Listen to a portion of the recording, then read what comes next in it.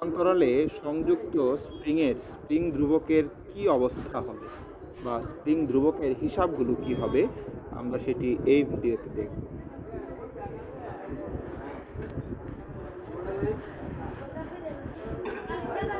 আমরা দেখতে পাচ্ছি স্প্রিং যখন শ্রেণীতে অর্থাৎ একটার নিচে একটা ঝুলানো আছে তখন স্প্রিং ধ্রুবক 1/k is equal to 1/k1 plus 1/k2, আর যখন পাশাপাশি যুক্ত আছে দ্বিতীয় ছবিটা দেখতে পাচ্ছি তখন k is equal to k1 plus k2। আমরা এইভাবেই তুল্য স্প্রিং ধ্রুবকের মান বের করার চেষ্টা করব।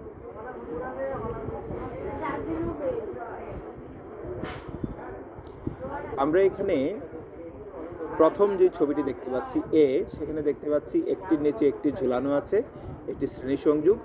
দ্বিতীয় এবং তৃতীয় ছবিতে যা দেখতে পাচ্ছি এটি কিন্তু আসলে সমান্তরাল সংযোগ। দ্বিতীয় ছবিটি অর্থাৎ বি এর দুটি ছবি আছে, ডান পাশে যে দুটি ছবি তারা কিন্তু সমান্তরাল সংযোগ।